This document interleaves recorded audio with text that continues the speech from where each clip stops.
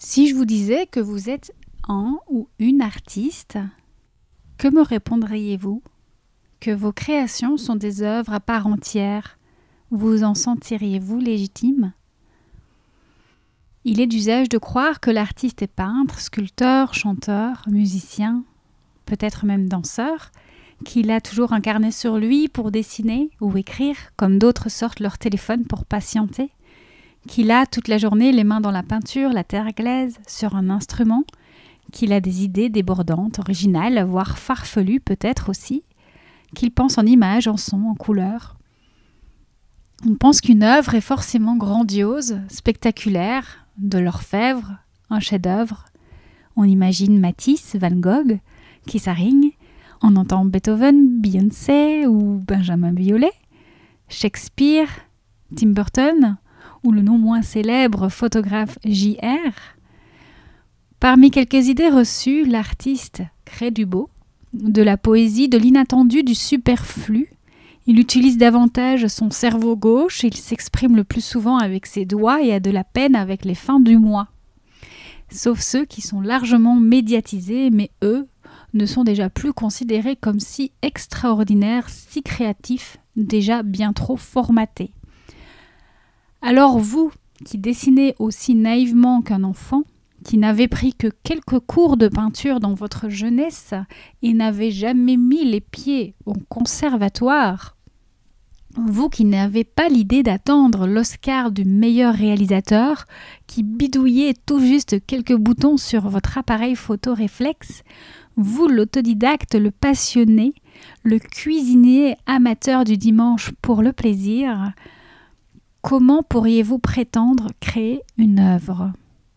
Êtes-vous prêt à reconsidérer la question ? Bienvenue sur le podcast État de Flow. Je suis Elisabeth Smeisters, créatrice de l'ashram État de Flow, lieu de retraite et ressources en ligne et en immersion. Une sorte de résidence d'artiste où l'on se respire, où l'on ralentit et se reconnecte au corps et à ses vertus originelles pour vivre son art dans la fluidité et l'harmonie. Seul ou avec des invités, je vous partage dans ce podcast une conversation, une clé ou une piste de réflexion pour vous aider à mettre de la conscience et de la présence dans chacune de vos créations.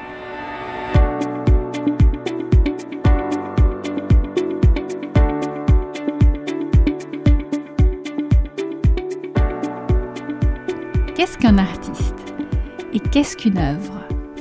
L'artiste est celui ou celle qui crée, qui travaille, qui œuvre avec son art, qui utilise son art, son talent, son don, inné ou non, à des fins utiles ou non. En bref, l'artiste œuvre avec son art, ses talents. Toutefois, cela ne semble pas intégrer toutes les notions et nuances présumées quand on parle d'artiste, d'art et d'œuvre. Je me suis donc amusée à regarder quelques définitions de ces mots dans le dictionnaire. On y découvre que si le mot « œuvre » a la même racine que le mot « travail » en latin, opéra, plus précisément, l'œuvre représente plutôt le résultat du travail. L'œuvre est la réalisation physique et virtuelle d'un objet. Le chef-d'œuvre, quant à lui, était anciennement la preuve de l'excellence. On pourrait également parler de l'ouvrage qui renseigne plutôt sur l'objet final et l'œuvre sur la mise en œuvre, c'est-à-dire le fait de donner une forme à une matière et la manière d'y parvenir, son exécution. Œuvrer est alors le verbe pour dire mettre en œuvre. Là où certains pourraient encore hésiter à nommer leur réalisation une œuvre, c'est lorsque l'on parle de l'œuvre comme d'une œuvre d'art. On en vient alors à tenter de comprendre qu'est-ce que l'art. L'art, eh bien, c'est le talent, le don, l'excellence. C'est ce pourquoi nous sommes naturellement doués. Ce avec quoi nous sommes à l'aise. Et c'est aussi un sous-produit de la culture. L'art reflète dans ce cas certaines de ses coutumes, croyances et valeurs.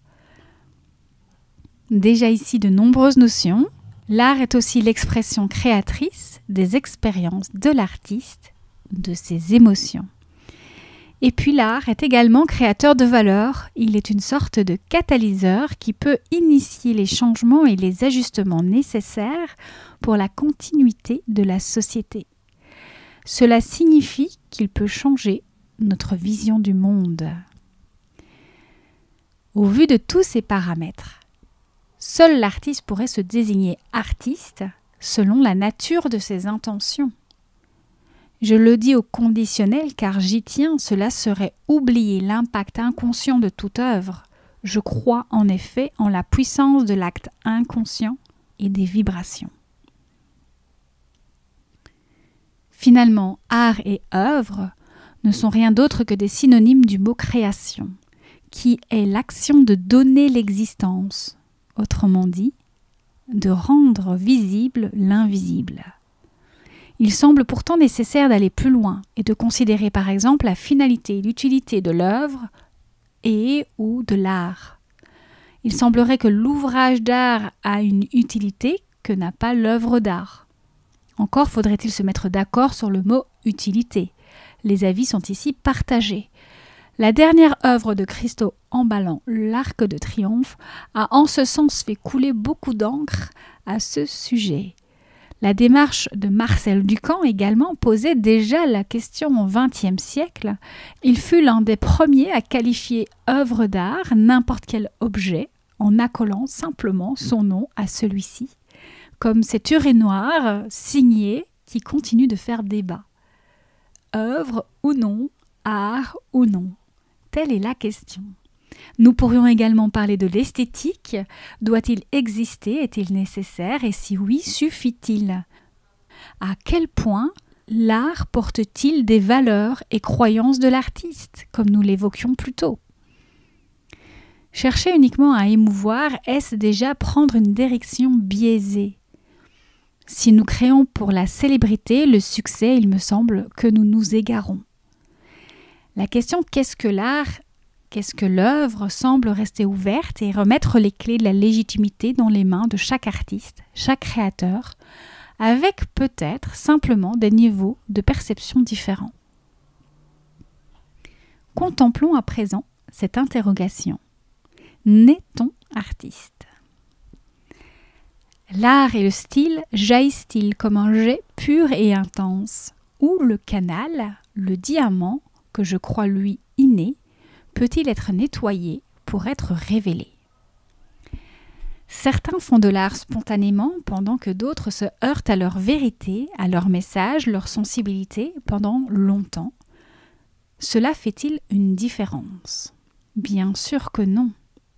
J'ai longtemps été de ce deuxième groupe et ça a été particulièrement frustrant avec la sensation de ne pas être compris, entendu, vu. L'EFT et les élixirs floraux m'ont montré que le naturel jaillit en effet à nouveau sur un terrain nettoyé. La danse du vivant m'a montré quant à elle que l'essence jaillit naturellement dans la connexion à plus grand.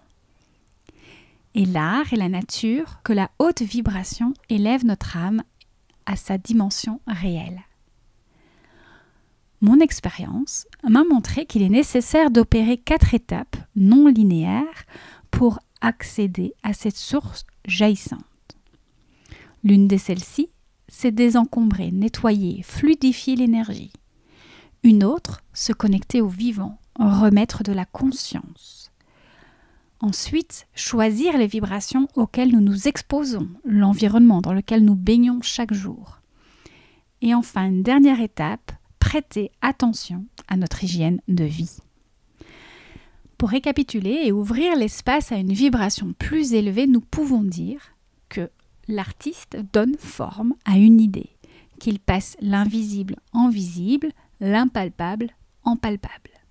Il crée pour créer du dialogue, pour interpeller, pour questionner, pour éclairer une réflexion.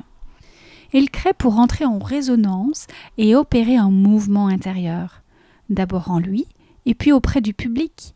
Il crée pour conduire les hommes vers la lumière.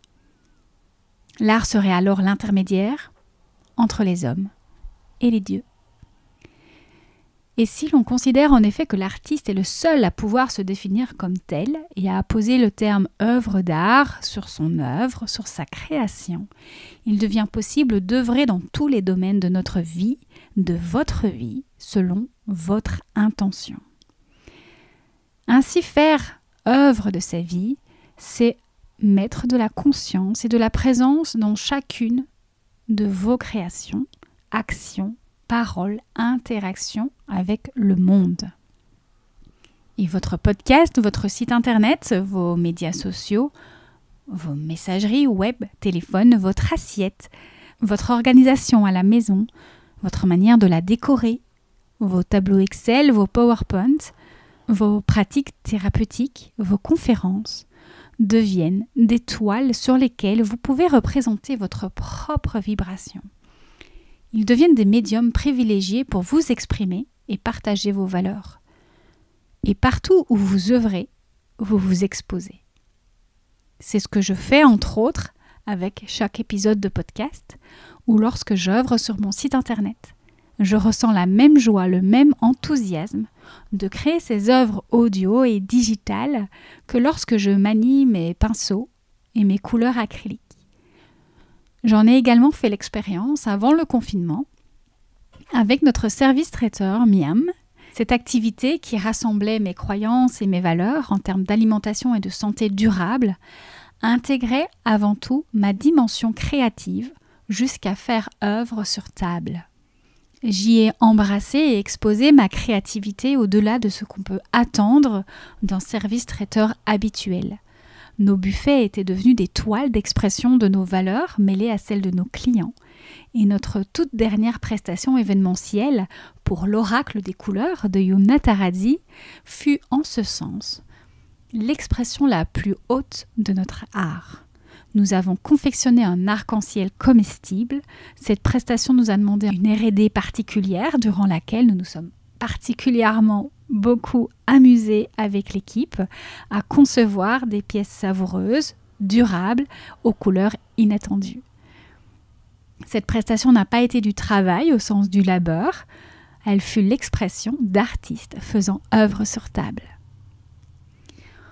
Partout où vous mettez de vous, partout où vous mettez de la conscience, de la présence et une intention de partager un message et des valeurs, oui, vous œuvrez. On n'attend pas de vous que vous réalisiez des chefs-d'œuvre, mais que vous vous mettiez à l'œuvre. Il est cependant possible que vous estimiez que votre art n'est pas fluide ou harmonieux, ou que vous n'exprimiez pas totalement ou clairement votre message malgré votre volonté. Cela demande probablement quelques ajustements intérieurs pour que votre œuvre s'aligne à votre fréquence fondamentale. C'est le cœur de l'accompagnement que je propose en individuel, en semi-collectif et en immersion que vous pouvez retrouver sur mon site www.etatdeflow.com. Et pour commencer à reprendre votre place d'artiste, je vous propose aujourd'hui comme défi tout simplement de remplacer dans toutes vos phrases les mots faire, travailler, bosser, se battre, combattre, par le mot œuvrer. Vous voyez alors comme votre énergie, comme l'énergie en vous se modifie, comme votre lumière se révèle et comme ce que vous apportez de positif au monde se met en mouvement. J'espère que cet épisode aura permis de mettre la lumière sur l'artiste que vous êtes et vous incitera à faire œuvre dans tous les domaines de votre vie. Merci d'avoir écouté cet épisode jusqu'au bout. S'il vous a plu, s'il vous a apporté des clés et si vous pensez qu'il pourra faire écho chez d'autres personnes, pensez à le partager. Vous pouvez aussi mettre un commentaire et 5 étoiles sur Apple Podcast pour aider son rayonnement. On se retrouve dans l'ashram sur www.etatdeflow.com et sur Instagram @etatdeflow_podcast et Elisabeth Smeisters tout attaché. Je vous mets évidemment les liens directement dans les notes de l'épisode. À bientôt pour un nouvel épisode.